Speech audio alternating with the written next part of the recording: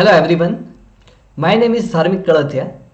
આજે આપણે કેમિસ્ટ્રીમાં 12થનું એક અગત્યનું ખૂબ જ ચેપ્ટર ઇનઓર્ગેનિક કેમિસ્ટ્રીમાં ઘણા બધા વિદ્યાર્થીઓને તેમાં તકલીફ પડતી હોય છે, ઘણું બધું ડિફિકલ્ટ પડતું હોય છે, પરંતુ આપણે સરળ ભાષામાં એને આજે આપણે સમજવાના છીએ અને દરેક વિદ્યાર્થીઓને લેક્ચર્સ છે તે પૂરેપૂરું ચેપ્ટર્સના વિડીયો લેક્ચર્સ છે તે તમને મળવાના છે.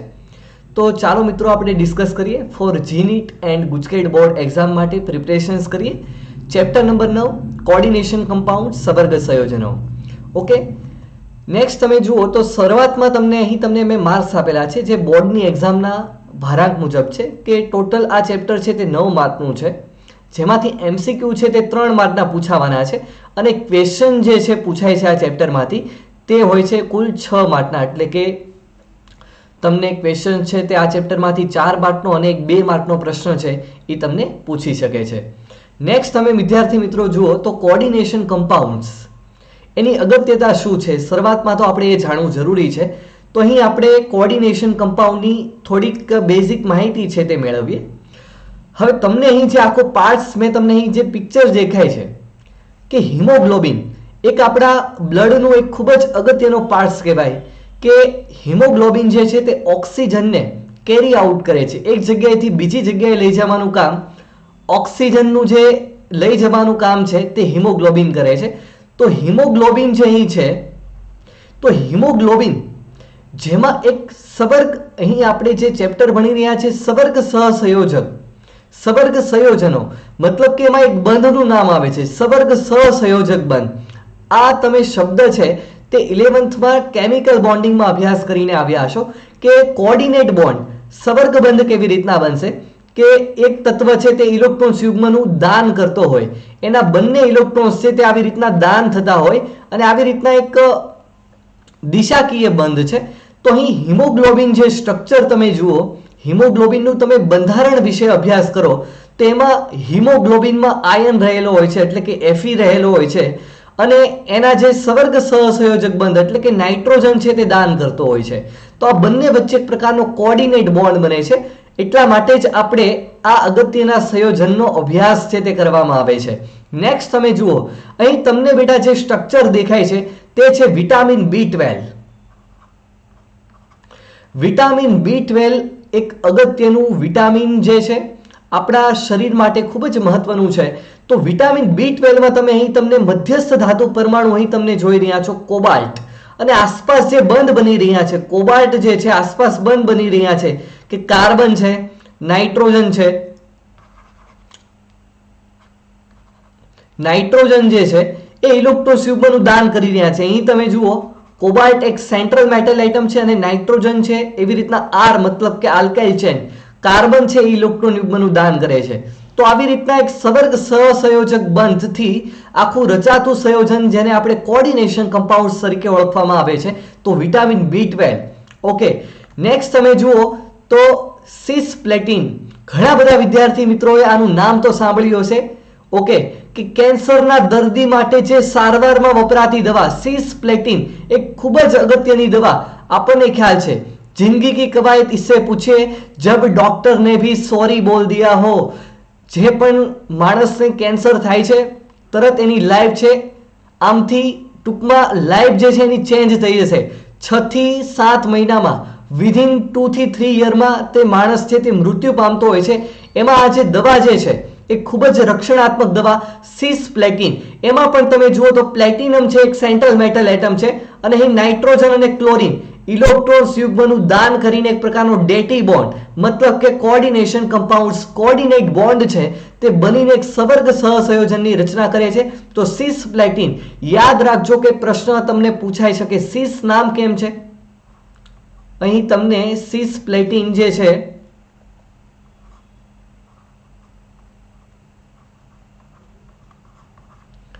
કારણ કે સિસ એટલે આપણે જાણીએ છીએ કે જે પણ કંઈ સમાન પરમાણુઓ જે છે તે એક તરફ હોય તો એને આપણે સિસ તરીકે ઓળખવામાં આવે છે. ક્લોરીન સામ સામે નથી, એક તરફ રહેલા છે, ધીસ કોલ્ડ સિસ. તો ઘણી બધી વખત ડાયરેક્ટલી એક્ઝામમાં સ્ટ્રક્ચર પૂછાતું હોય છે. લગભગ નીટની એક્ઝામમાં આ પ્રશ્ન પણ પૂછવામાં આવ્યો છે કે સિસપ્લેટિનનું બંધારણ જણાવો.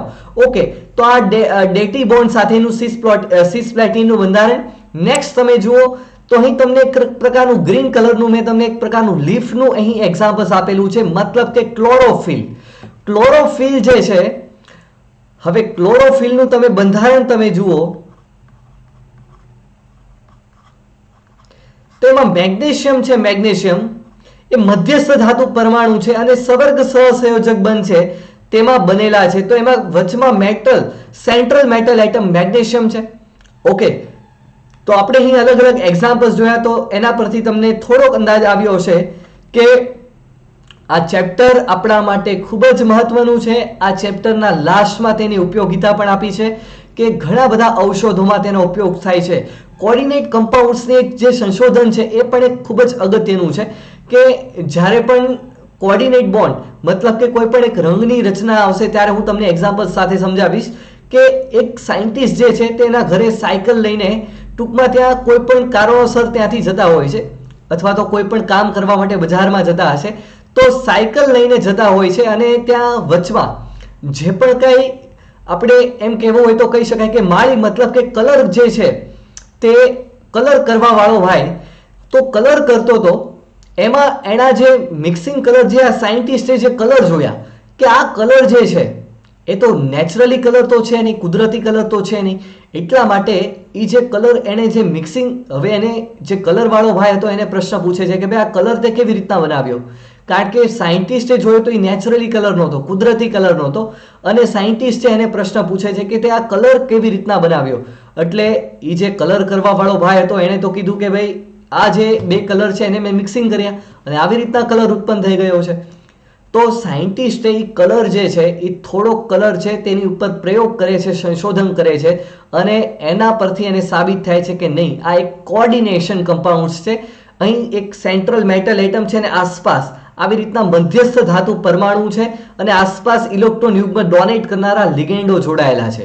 ઓકે, તો let's begin coordinate compounds. Okay, next તમે જુઓ તો કોર્ડિનેશન કમ્પાઉન્ડ્સ બનવા માટેની પરિસ્થિતિ શું છે.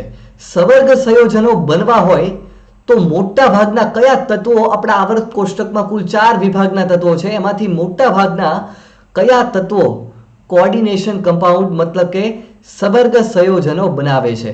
ઓકે, તો નેક્સ્ટ તમે જુઓ તો અહીં તમને સવર્ગ સંયોજનો બનવા માટેની પરિસ્થિતિ આપણે જોઈએ તો સૌથી પહેલી તો કન્ડિશન એ છે કે કેન્દ્રીય વીજભાર Z ઇફેક્ટિવ વધુ હોવો જોઈએ. ભાઈ કેન્દ્રીય વીજભાર વધુનો મતલબ શું છે કે આસપાસ જે પણ નેગેટિવ ચાર્જ વાળા હોય તેને પોતાની તરફ અટ્રેક્ટ કરે. જેમ કે આપણે એક્ઝામ્પલ પરમાણુનું એટમ્સ શું જોઈએ તો સેન્ટ્રલમાં તો પ્રોટોન છે અને આસપાસ ઇલેક્ટ્રોન્સ છે. કેન્દ્રીય વીજભાર વધુ હોય તો આસપાસ રહેલા ઇલેક્ટ્રોન્સ પોતાની તરફ શું કરશે, આકર્ષિત કરશે. ઓકે, તો અહીં તમને એમ કીધું છે કે જે પણ કાંઈ આપણને ખ્યાલ છે કે હવે તમે જે પણ કાંઈ અભ્યાસ કરીને આવ્યા કે હિમોગ્લોબિન હોય, વિટામિન B12 હોય કે પછી ક્લોરોફિલનું એક્ઝામ્પલ્સ હોય કે વચમાં સેન્ટ્રલમાં કોઈ પણ એક મેટલ છે અને આસપાસ ઇલેક્ટ્રોન યુગ્મનું દાન કરનારા લિગેન્ડ્સ હોય છે. ઓકે, તમને પ્રશ્ન થાય કે લિગેન્ડ્સ કોને કહેવાય તો લિગેન્ડ્સ બેટા એને કહેવામાં આવે કે જે ઇલેક્ટ્રોન યુગ્મનું દાન કરતા હોય. ઓકે, તો અહીં તમને પ્રશ્ન છે કે સવર્ગ સંયોજન બાંધવા માટેની પરિસ્થિતિ શું છે, કયા વિભાગના તત્વો છે આમાં મહત્તમ જોડાય છે અને એની પાસે એવી શું કન્ડિશન છે, શું પરિસ્થિતિ છે જેથી કોર્ડિનેશન બોન્ડ, કોર્ડિનેશન કમ્પાઉન્ડની રચના કરે છે. તો અહીં તમે જુઓ તો જે સેન્ટ્રલમાં જોડાયેલો મેટલ છે એવું કીધેલું છે કે કેન્દ્રીય વીજભાર વધુ હોય મતલબ કે આસપાસ જે પણ કાંઈ લિગેન્ડો છે એને પોતાની તરફ અટ્રેક્ટ કરી શકે, ઇલેક્ટ્રોન યુગ્મનું તે દાન કરી શકે એવા બધા પરમાણુઓને પોતાની તરફ ખેંચે. ઓકે, બીજું કે ખાલી ડી કક્ષકો હોવી જોઈએ. બીજી કન્ડિશન શું છે, ખાલી ડી કક્ષકો હોવી જોઈએ. ઓકે, ડી કક્ષક કેમ બેટા, S block and P block કેમ નહીં, કારણ કે આપણને ખ્યાલ છે કે S વિભાગના તત્વોમાં S કક્ષકમાં મહત્તમ 2 ઇલેક્ટ્રોન સમાય અને P માં મહત્તમ 6 ઇલેક્ટ્રોન જ સમાય છે. જ્યારે D બ્લોકની વાત કરવામાં, D કક્ષકની વાત કરવામાં આવે તો 10 ઇલેક્ટ્રોન્સ એક્સેપ્ટ કરી શકે છે. જેમ કે કેન્દ્રીય વીજભાર વધુ હોવું જોઈએ. બીજી કન્ડિશન કે ખાલી ડી કક્ષક હોવી જોઈએ. ખાલી ડી કક્ષકનો મતલબ હું તમને એક્ઝામ્પલ તરીકે આપું જેમ કે એક્ઝામ્પલ તરીકે આપણે લઈએ સ્કેન્ડિયમ +3 ઓક્સિડેશન અવસ્થા. ચલો આપણને ખ્યાલ છે કે સ્કેન્ડિયમની ઇલેક્ટ્રોનીય રચના આર્ગોન 3d1 4s2 છે. ઓકે, હવે +3 ઓક્સિડેશન અવસ્થા છે, મતલબ કે એમાંથી 2 ઇલેક્ટ્રોન્સ બ્રાયતમ કક્ષામાંથી અને 3d માંથી 1 ઇલેક્ટ્રોન્સ, મતલબ કે બંને 0 0 થઈ ગયા. તો હવે ડી કક્ષકમાં આપણને ખ્યાલ છે કે ટોટલ 10 ઇલેક્ટ્રોન્સ છે તે સમાઈ શકે છે. તો હવે ડી કક્ષક સ્કેન્ડિયમ +3 માં ડી કક્ષક આખી ખાલી થઈ ગઈ, પૂરેપૂરી ખાલી થઈ ગઈ, મતલબ કે તે 10 ઇલેક્ટ્રોન યુગ્મનો સ્વીકાર કરી શકે છે. 10 ઇલેક્ટ્રોન યુગ્મ. કારણ કે હું એમ કહું કે આ જે તમને સવર્ગ સહસંયોજક બંધ દેખાય છે આવી રીતના, તો આમાં 2 ઇલેક્ટ્રોન્સની ભાગીદારી હોય. તો એવા અહીં તમે જુઓ કુલ 10 ઇલેક્ટ્રોન સમાય, મતલબ કે 5 ઇલેક્ટ્રોન યુગ્મ એક્સેપ્ટ કરી શકે છે, સ્વીકારી શકે છે. તો જુઓ અહીં પરિસ્થિતિ શું છે, કોઓર્ડિનેટ કમ્પાઉન્ડ્સ ફોર્મેશન માટેની પરિસ્થિતિ શું છે કે પહેલા પ્રથમ તો કેન્દ્રીય વીજભાર વધુ હોવો જોઈએ. જો કેન્દ્રનો વીજભાર વધુ હશે તો આસપાસ રહેલા જે પણ કઈ ઇલેક્ટ્રોન દાન કરનારા પરમાણુ હશે એને પોતાની તરફ અટ્રેક્ટ કરી શકશે. બીજું કે ખાલી ડી કક્ષક હોવી જોઈએ. અને ત્રીજી કન્ડિશન એ છે કે CMA એટલે શું, તો મધ્યસ્થ ધાતુ પરમાણુ છે એ નજીકના નિષ્ક્રિય તત્વ જેવી રચના પ્રાપ્ત કરવાનો પ્રયત્ન કરે છે. આપણને ખ્યાલ છે કે કોઈ પણ તત્વ નિષ્ક્રિય તત્વ જેવી રચના છે તે પ્રાપ્ત કરવાનો પ્રયત્ન કરતું હોય છે. કેમ? કારણ કે નિષ્ક્રિય વાયુઓ, નિષ્ક્રિય તત્વો તે સ્થાયી છે. તો દરેકને એના જેવી ઈચ્છા છે, લલક છે કે મારે નિષ્ક્રિય તત્વ જેવું થવું છે. તો અહીં જે મધ્યસ્થ ધાતુ પરમાણુ હશે, જેમ કે બેટા હું તમને એક એક્ઝામ્પલ આપું, ચાલો એક સવર્ગ સંયોજનનું એક્ઝામ્પલ આપું છું, NiCO4. Okay, sorry, NiCO4. Okay, તો અહીં નિકલ અને કાર્બોનિલ આ બંને વચ્ચે એક પ્રકારનો ડેટી બોન્ડ, મતલબ કે સવર્ગ સહસંયોજક બંધ બનેલો છે. ઓકે, તો અહીં તમે જુઓ નિકલ જે છે આવી રીતના વાત છે, નિકલ સેન્ટ્રલ મેટલ એટમ છે અને કાર્બોનિલ ઘટક જે છે, કાર્બોનિલ લિગેન્ડ જે છે ઇલેક્ટ્રોન દાન કરે છે. આવી રીતના કમ્પાઉન્ડ્સની રચના થશે. ઓકે, કુલ ટોટલ 4 કાર્બોનિલ છે. ઓકે, હવે નિકલ શું કીધું છે કે મધ્યસ્થ ધાતુ પરમાણુ નજીકના નિષ્ક્રિય તત્વ જેવી રચના પ્રાપ્ત કરવાનો પ્રયત્ન કરે છે. હવે આપણે જોઈએ કે નિકલ છે એમાં કુલ 28 ઇલેક્ટ્રોન્સ છે. ઓકે, નિકલનો પરમાણિક ક્રમાંક 28 પ્રોટોન હોય અને 28 ઇલેક્ટ્રોન્સ હોય. તો અહીં ટોટલ 28 ઇલેક્ટ્રોન થયા નિકલના, ઓનલી ફોર નિકલના 28 ઇલેક્ટ્રોન્સ થયા. ઓકે, હવે તમે જુઓ તો અહીં કાર્બોનિલ કેટલા છે, તો કે 4 કાર્બોનિલ છે. એક કાર્બોનિલ 1 ઇલેક્ટ્રોન યુગ્મનું દાન કરે, મતલબ કે 2 ઇલેક્ટ્રોન્સનું દાન કરે. આ ઇલેક્ટ્રોન યુગ્મ મતલબ કે 2 ઇલેક્ટ્રોન્સનું દાન કરે, બરાબર. તો હવે એવા 1 2 3 અને 4 કાર્બોનિલ છે, તો ટોટલ 8 ઇલેક્ટ્રોનનું દાન કર્યું. 8 ઇલેક્ટ્રોન્સ છે તે નિકલે એક્સેપ્ટ કર્યા. તો 28 ને 8 કેટલા થાય, તો કે 36. હવે 36 પરમાણ્વીય ક્રમાંક કોનો છે? 36 પરમાણ્વીય ક્રમાંક કોનો છે? તો આપણને ખ્યાલ છે કે 18મા સમૂહમાં હિલિયમ, નિયોન, આર્ગોન 18 થશે અને ક્રિપ્ટોન જે છે, ક્રિપ્ટોન એનો પરમાણ્વીય ક્રમાંક 36 છે. તો ટૂંકમાં અહીં નિકલે આ કમ્પાઉન્ડ્સમાં નિકલે ક્રિપ્ટોન જેવી રચના ધારણ કરી. ઓકે, મતલબ કે ક્રિપ્ટોન એક નિષ્ક્રિય તત્વ છે. તો એમ જ પોઈન્ટ્સ છે કે નજીકના નિષ્ક્રિય તત્વ જેવી રચના પ્રાપ્ત કરવાનો પ્રયત્ન કરે છે. આનો મતલબ કે એક પ્રકારનું સ્થાયી થવા માંગે છે. તો આવી રીતના સૌથી પહેલી કન્ડિશન શું છે કે કોઓર્ડિનેશન કમ્પાઉન્ડ્સ બનાવવા હોય જે તત્વને, એની પાસે તો કેન્દ્રીય વીજભાર ખૂબ જ વધારે હોવો જોઈએ. કેન્દ્રનો વીજભાર વધુ હશે તો તે લિગેન્ડને પોતાની તરફ આકર્ષણ કરશે. તમને એમ થાય કે લિગેન્ડ શું, મેં તમને કીધું એમ સિમ્પલ ઇલેક્ટ્રોન્સ યુગ્મનું દાન કરે, પોતે નેગેટિવ પણ હોય પોઝિટિવ પણ હોય, એ આગળ આવશે. ઓકે, બીજું તમે જ વિચારો કે તમારે મહેમાનને ઘરે તમારા બોલાવવા હોય તો આપણું ઘર ખાલી હોવું જોઈએ. એક ઓરડો હોય ને એમાં 20 જણા રહેતા હોય, 21મા જણાની જગ્યા હોય નહીં, તો આપણે એને કેવી રીતના બોલાવી શકશું? સિમ્પલ, મતલબ કે મહેમાનને બોલાવો હોય તો ઘર ખાલી હોવું જોઈએ. એવી રીતના જો લિગેન્ડને ઇલેક્ટ્રોન યુગ્મના દાન જે કરે છે એ આપણે સ્વીકારવા હોય તો અહીં ખાલી ડી કક્ષકો હોવી જોઈએ. અને ત્રીજી કન્ડિશન, સ્ટેબલ તો થવું પડશે કે નહીં, તો નજીકના કોઈ પણ નિષ્ક્રિય તત્વ હોય એના જેવી રચના છે તે પ્રાપ્ત કરવાનો પ્રયત્ન કરે છે. ઓકે, તો અહીં આ કન્ડિશન છે એ તમને યાદ રહી જશે. ઓકે, નેક્સ્ટ તમે જુઓ, હવે ઇમ્પોર્ટન્સ વાત એ છે કે અહીં મેટલ જે છે, મેટલ મતલબ કે મધ્યસ્થ ધાતુ પરમાણુ, તે ઇલેક્ટ્રોન યુગ્મ છે તે સ્વીકારે છે. તો ઇલેક્ટ્રોન યુગ્મનો સ્વીકાર કરે એને આપણે સાદી ભાષામાં આપણે કેવું હોય તો કહી શકાય Louis base. Okay, sorry, Louis acid. Louis acid. અને જે ઇલેક્ટ્રોન યુગ્મનું દાન કરે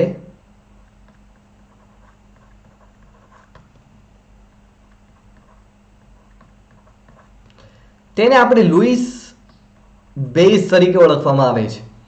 તો અહીં મેટલ જે છે, મેટલ એ ઇલેક્ટ્રોન યુગ્મનો સ્વીકાર કરશે. કોઈ પણ લિગેન્ડ હોય, લિગેન્ડ જે લિગેન્ડ એટલે શું? ઇલેક્ટ્રોન યુગ્મનું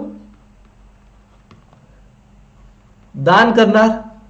ઓકે, તો ઇલેક્ટ્રોન યુગ્મનું દાન કરે મતલબ કે આ લુઈસ બેઝ છે. અને મેટલ જે છે તે ઇલેક્ટ્રોન યુગ્મનો સ્વીકાર કરે, લુઈસ એસિડ છે. અને આપણને ખ્યાલ છે કે એસિડ અને બેઝ આ બંને ભેગા થઈને એક ક્ષારની રચના કરે છે, એક સોલ્ટની રચના કરે છે. ઓકે, તો અહીં આ બંને ભેગા થઈને એક ક્ષારની રચના કરશે. તો હવે આ એક સવર્ગ સંયોજન, અહીં આપણે કોઓર્ડિનેશન કમ્પાઉન્ડ્સની વાત કરીએ છીએ. સવર્ગ સંયોજન એક ક્ષાર છે, સોલ્ટ છે. તો એના વિશે હવે આપણે ડિટેલમાં જોઈએ. ઓકે, કે ક્ષાર આપણે ભણીને તો આવ્યા છીએ, 3-4 પ્રકારના ક્ષાર હોય. ચાલો લેટ્સ બિગિન, સ્ટાર્ટ કરીએ. ઓકે, તો ક્ષાર જે છે તે સાદો ક્ષાર, મિશ્ર ક્ષાર હોય, દ્વિક્ષાર હોય, સંકીર્ણ ક્ષાર હોય. તો અહીં સાદો ક્ષાર એટલે શું? અને આપણો જે પણ કંઈ કોઓર્ડિનેશન સોલ્ટ છે, કોઓર્ડિનેશન કમ્પાઉન્ડ્સ જે છે, સવર્ગ સંયોજન છે, એ ક્ષાર કેમ એક ડિફરન્સ તરીકે મળી આવે છે? ઓકે, તો હવે અહીં તમે જુઓ, સાદો ક્ષાર એટલે શું? સાદો ક્ષાર એટલે કે જે ક્ષારને તમે પાણીમાં નાખતા એક પ્રકારનો ધન આયન અને એક પ્રકારનો ઋણ આયન બને. સિમ્પલ, કે જે ક્ષાર હોય તમે એને પાણીમાં નાખો તો એક ધન આયન છૂટો પડે અને એક ઋણ આયન છૂટો પડે. જેમ કે એક્ઝામ્પલ્સ આપણે બધા જાણીએ છીએ કે ખાવાનું મીઠું. આખા ગુજરાતને જે ડીશ, સોરી, આખા ઇન્ડિયાને જે સ્વાદિષ્ટ ડીશ બનાવે છે એ આપણે ગુજરાતનું 99% પ્રોડ્યુસ થતું મીઠું. Okay, NaCl. હવે એને તમે પાણીમાં નાખો તો આપણને ખ્યાલ છે એમાંથી એક આયન છૂટો પડશે. એને તમે પાણીમાં નાખતા તેમાંથી 2 આયન છૂટા પડશે. એક ધન આયન હશે તે Na+ હશે અને બીજો ઋણ આયન હશે તે Cl- હશે. તો જુઓ, એક પ્રકારનો ધન આયન અને એક પ્રકારનો ઋણ આયન આપ્યો, મતલબ કે આને સાદો ક્ષાર કહેવાય. તો પ્રશ્ન થાય કે MgCl2, આને પાણીમાં નાખતો એમાંથી શું બનવાનું છે? Mg2+ અને 2Cl-. તો અહીં જો એક પ્રકારનો ધન આયન એટલે કે મેગ્નેશિયમ, અને અહીંયા એક પ્રકારનો, અહીંયા સંખ્યાને ધ્યાનમાં નથી લેવાની. ઘણા બધા વિદ્યાર્થીઓ છે તે આમાં મિસ્ટેક કરે છે કે અહીંયા તો 2 ક્લોરીન છે અને અહીંયા એક ધન આયન છે તો ટોટલ 3 થયા. નહીં, એમ નહીં બેટા. એક પ્રકારનો ધન આયન મતલબ કે મેગ્નેશિયમ આવી ગયો તો ઓકે, અને એક પ્રકારનો ઋણ આયન તો કે ક્લોરીન આવી ગયો તો ઓકે. તો પાણીમાં નાખતા એક ધન આયન બને ને એક ઋણ આયન બને, છૂટા પડે. તો આવા પ્રકારના ક્ષારને સિમ્પલ સોલ્ટ મતલબ કે એક સાદો ક્ષાર તરીકે ઓળખવામાં આવે છે. ઓકે, નેક્સ્ટ તમે જુઓ, તો હવે પ્રશ્ન છે કે મિશ્ર ક્ષાર એટલે શું? મિક્સ સોલ્ટ એટલે શું? તો જે ક્ષારને પાણીમાં નાખતા એકથી વધુ પ્રકારનો, ધ્યાન રાખજો અહીં શબ્દ, એકથી વધુ પ્રકારનો ધન આયન અથવા તો એકથી વધુ પ્રકારનો ઋણ આયન બનાવે. ઓકે, એકથી વધુ પ્રકારનો શું બનાવે? ઋણ આયન બનાવે. તો એને આપણે મિશ્ર ક્ષાર તરીકે ઓળખવામાં આવે છે. એક્ઝામ્પલ્સ આપણે જોઈએ. જેમ કે એક્ઝામ્પલ્સ તરીકે આપણે લઈએ CaOCl2, જેનું નામ છે bleaching powder. Okay, chapter number 7માં P બ્લોકમાં પણ બ્લીચિંગ પાવડર છે એના સંઘટકો વિશે માહિતી આવે છે. એવી રીતના અહીંયા આપણે બ્લીચિંગ પાવડર એક મિશ્ર ક્ષાર છે, મિક્સથી બનેલો છે. ઓકે, તો તમે અહીં જુઓ, CaOCl2 ને જ્યારે પાણીમાં નાખતા બે પ્રકારના એટલે કે એકથી વધુ પ્રકારનો ધન આયન અને એકથી વધુ પ્રકારનો ઋણ આયન બનશે. જેમ કે અહીંયા બને છે Ca2+. ચાલો ધન આયન તો બની ગયો. તમને એમ થશે કે સર ઓલામાં પણ ધન આયન એક તો બનતો જ તો, એક ઋણ આયન બનતો હતો. એવી રીતે અહીંયા તમે જોશો તો બેટા OCl2 છે તો અહીંયાથી બે ઋણ આયન બનશે, એક OCl- અને હજી એક બેટા બનશે Cl-. એટલે આપણે એમ કહેવું હોય તો કહી શકાય કે ધન આયન તો બની ગયો પરંતુ ઋણ આયનમાં એક OCl- બન્યો અને એક શું બન્યો Cl-. મતલબ કે અહીં તમે જુઓ તો બે પ્રકારના ઋણ આયન બને છે. કેટલા પ્રકારના ઋણ આયન બને છે? ઓલામાં શું હતું? માની લો કે બેટા CaCl2 હોય, એને તમે પાણીમાં નાખો તો Ca2+ અને 2Cl- બને.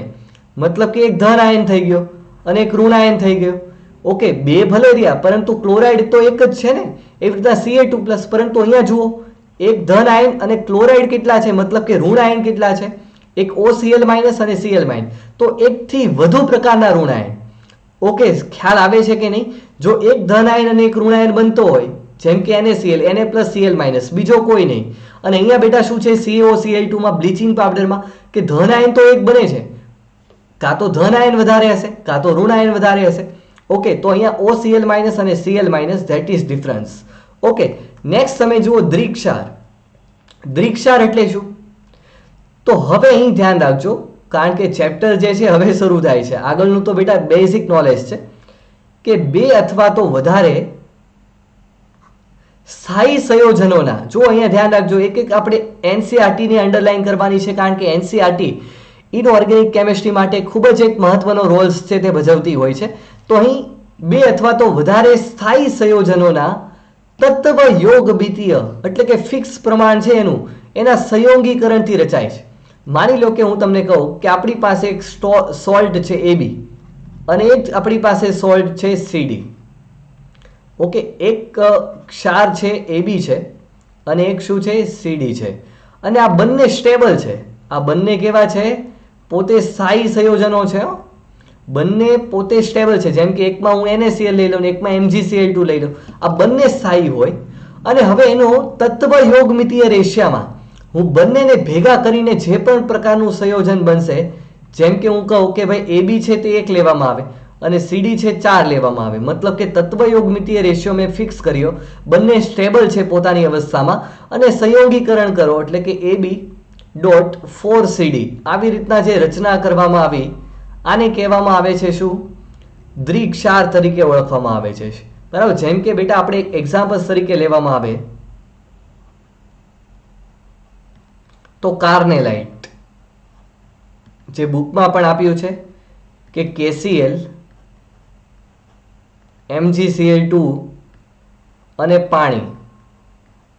અહીંયા KCl ના તમને 1 મોલ દેખાય છે, MgCl2 ના પણ 1:1 રેશિયો છે, પરંતુ પાણીના કેટલા છે? 6. આપણને ખ્યાલ છે પાણી પોતે સ્થાયી છે, MgCl2 પણ સ્થાયી છે અને KCl પણ સ્થાયી છે. હવે આ બધાને સ્થાયી સંયોજન હોય અને તત્વ યોગમિતીય રેશિયો એટલે કે 1:6 ના પ્રમાણમાં જો એને મિક્સિંગ કરવામાં આવે, સંયોગીકરણ કરવામાં આવે અને જે સંયોજન બન્યું આ કાર્નેલાઇટ, બરાબર, એક થયો પ્રકાર દ્વિક્ષારનો પ્રકાર થયો. કયો પ્રકાર થયો બેટા? દ્વિક્ષારનો પ્રકાર થયેલો છે. ઓકે, તો અહીં તમને એમ થશે કે દ્વિક્ષાર અને મિશ્ર ક્ષારમાં શું ફરક, એ તમને હમણાં સમજાવું. બીજું છે મોહરનો ક્ષાર.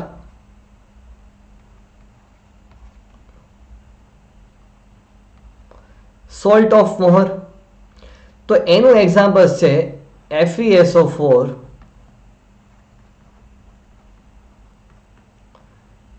એમોનિયમ સલ્ફેટ અને 6H2O. આ પણ એક દ્વિક્ષારનું એક્ઝામ્પલ છે. ત્યાર પછી આપણે ફટકડીનું પણ એક્ઝામ્પલ આપી શકાય. ફટકડી નામ સાંભળ્યું છે, દાઢી કરવા માટે જે વ્હાઈટ કલરનું જે હોય છે, બરાબર, ફટકડી. એનું સૂત્ર શું છે? K2SO4 Al2SO4 thrice or 24H2O. K2SO4 Al2SO4 thrice 24H2O. હવે આ બધા એક્ઝામ્પલ દ્વિક્ષારના છે. દ્વિક્ષાર એટલે સિમ્પલ કે પોતે સ્ટેબલ છે. જુઓ અહીંયા KCl પોતે એક સ્થાયી છે, MgCl2 પોતે એક સ્થાયી છે. ઓકે, અને આ બંનેને મિક્સિંગ કરવામાં આવે છે. ઓકે, તત્વ યોગમિતીય રેશિયો પણ છે કે એનું ફિક્સ રેશિયો આપી દીધો છે ભાઈ 1:1:6, 1:1:24. તો સંયોગીકરણથી જે પણ કાંઈ આપણને સંયોજન મળે છે જેને આપણે દ્વિક્ષાર તરીકે ઓળખવામાં આવે છે. મહત્વની વાત એ છે કે જે આ દ્વિક્ષાર જે છે જેમાં તમારે જો મિશ્ર ક્ષાર, અને કારણ કે મિશ્ર ક્ષારનું આપણે એક્ઝામ્પલ જોયું હતું CaOCl2, આમાં આપણે પાણીમાં નાખતા બે ઘટકો છૂટા પડ્યા હતા, Ca2+ અને ઋણ આયનમાં OCl- અને Cl-. તો એકથી વધુ ઋણ આયન મળ્યા હતા. ઓકે, પરંતુ જો તમારે દ્વિક્ષારને ઓળખવો હોય તો તમારે ખાસ એક NCERTમાં લખવું હોય તો લખી નાખો કે એમાં કોમન આયન હોવો જોઈએ. શું હોવો જોઈએ? કોમન આયન હોવો જોઈએ. એટલે શું કે જેમ કે અહીં આપણે એક્ઝામ્પલ તરીકે કાર્ને લાઇટનું લીધેલું છે, તો કાર્ને લાઇટને તમે છૂટું પાડો, પાણીમાં નાખો તો તે છૂટું પડશે K+, Cl-,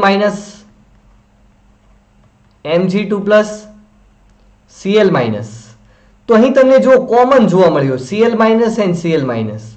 તો ધેટ્સ એક્ઝામ્પલ્સ ઓફ દ્વિક્ષાર. અહીં દ્વિક્ષારને ઓળખવા માટે ખૂબ જ ઇમ્પોર્ટન્સ કોમન આયન હોવો જોઈએ. જેમ કે FeSO4 અને એમોનિયમ સલ્ફેટ, આને છૂટું પાડો. ચાલો, આને છૂટું પાડતા શું બનશે? જો અહીંયા FeSO4 ને છૂટું પાડો તો Fe2+ અને SO4-2. એવી રીતના એમોનિયમ સલ્ફેટને છૂટું પાડો તો શું છૂટું પડશે? તો કે એમોનિયમ આયન અને SO4-2. તો જુઓ SO4-2 આ બંને શું થઈ ગયા? કોમન આયન હોવો જોઈએ. તો તે શેનું એક્ઝામ્પલ બનશે? દ્વિક્ષારનું એક્ઝામ્પલ બનશે. ઓકે, સાદો ક્ષારને શું હતું? પાણીમાં નાખતા બે આયન, એક આયન છૂટો પડશે ધન આયનનો અને એક પડશે ઋણ આયનનો, એક પ્રકારનો. હવે મિશ્ર ક્ષારમાં શું હતું કે એકથી વધુ પ્રકારના ધન આયન બને કાં તો એકથી વધુ પ્રકારના ઋણ આયન બને. અને દ્વિક્ષારમાં શું છે? પોતે સ્ટેબલ છે, તત્વ યોગમિતીય રીતે મિક્સર કરતા હવે એને પાણીમાં નાખો છો તો એક કોમન આયન જોવા મળશે, Cl- છે ઉપરનામાં એક્ઝામ્પલમાં. મોહનના ક્ષારમાં SO4-2 છે. ફટકડીમાં પણ તમે જુઓ SO4-2. તો કોમન આયન મળતો હોય, આમાં જુઓ કોમન આયન નહીં મળે, OCl- અને Cl-. તો કોમન આયન હશે તો તે કેનું એક્ઝામ્પલ છે? દ્વિક્ષારનું એક્ઝામ્પલ છે. ઓકે, ચલો નેક્સ્ટ સ્ટાર્ટ કરીએ. હવે ફાઇનલી આપણે જે સંકીર્ણ ક્ષાર જોવાનો છે, આ ચેપ્ટરમાં આપણે કોર્ડિનેશન કમ્પાઉન્ડ વિશે ભણી રહ્યા છીએ, તેની વાત છે. સંકીર્ણ ક્ષાર એટલે શું?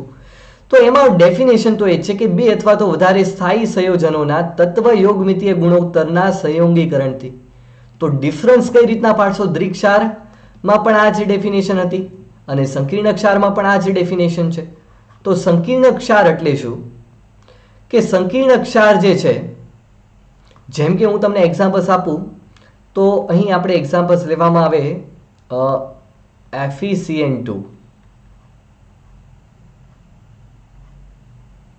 ઓકે, અને માની લો કે આની પ્રક્રિયા આપણે 4KCN સાથે કરીએ, કારણ કે તમને ખ્યાલ છે કે કોર્ડિનેશન કમ્પાઉન્ડ્સ બનવું હોય તો પોતે તો સ્થાયી છે, પોટેશિયમ સાયનાઇડ પણ સ્થાયી છે અને ફેરસ સાયનાઇડ પણ સ્થાયી છે. આ બંનેનો જે એક પ્રકારનો ફિક્સ રેશિયો કર્યો 1:4, તત્વ યોગમિતીય ફિક્સ કર્યું, સંયોગીકરણ કરો તો એક રચના થશે શેની? તો કે K4 FeCN6, કારણ કે 4 સાયનાઇડ અને અહીંયા 2 સાયનાઇડ, તો FeCN6. તો આવા પ્રકારના એક સંકીર્ણ ક્ષારની રચના થઈ. ઓકે, હવે આને પાણીમાં નાખો તો આમાંથી છૂટું શું પડે છે? તો કે 4K+ છૂટો પડશે. તમને એમ થશે કે આમાંથી Fe જે છે Fe2+ પણ છૂટું પડશે અને આમાં મને તો સાયનાઇડ પણ દેખાય છે તો એ પણ છૂટું પડવું જોઈએ, પરંતુ બેટા એ છૂટું પડશે નહીં. Fe જે છે CN6-4 સ્વરૂપે છે. મતલબ કે 4k પ્લસ અને FeCN6 છે, FeCN6 -4, આમાંથી બેટા Fe2 પ્લસ પણ છૂટો નથી પડતો અને Cn પણ છૂટો પડતો નથી. તો આ જે એક પ્રકારના સંયોજનની રચના થઈ તેને આપણે સંકીર્ણ ક્ષાર તરીકે ઓળખવામાં આવે છે. સંકીર્ણ ક્ષારને ઓળખવો હોય તો ખૂબ જ ઇઝી, કે એવી રીતના બે બ્રેકેટ ફોર્મમાં દર્શાવવામાં આવ્યું હોય, મતલબ કે એને પાણીમાં નાખતા તે છૂટો ન પડે. ઓકે, તમારે આમાંથી Fe2+ ને છૂટો પાડવો છે તો છૂટો પડશે નહીં. અહીંથી તમારે Cn ને છૂટો પાડવો છે, પરંતુ જો કાઉન્સની અંદર બ્રેકેટ્સની અંદર આવી ગયા મતલબ કે હવે છૂટવા પડશે નહીં. બહાર જે રહેલા આયન છે એને હમણાં આપણે વ્યાખ્યા આપીશું કે પ્રતિ આયન તરીકે ઓળખવામાં આવે છે, જે આસાનીથી છૂટો પડશે. સમજાય છે કે નહીં? ઓકે, તો અહીં વાત થઈ દ્વિક્ષારની. નેક્સ્ટ હવે આપણે સ્ટાર્ટ કરવાનું છે કોઓર્ડિનેશન્સ કમ્પાઉન્ડ્સમાં, જે આપણે 4 પ્રકારના ક્ષારો જોયા. તો હવે સંકીર્ણ સંયોજન જે છે, ઓકે, આપણે શું જોયું કે સાદો ક્ષારને પાણીમાં નાખો, બરાબર. સાદો ક્ષાર જે છે એને તમે પાણીમાં નાખતા તે સિમ્પલી છૂટો પડી જશે, Na+Cl-, MgCl2 હોય તો Mg2+, 2Cl-.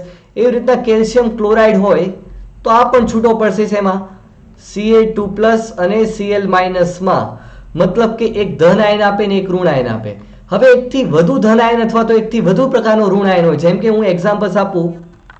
ચલો કેસ આપણે એક એક્ઝામ્પલ લઈએ, જેમ કે MgCl2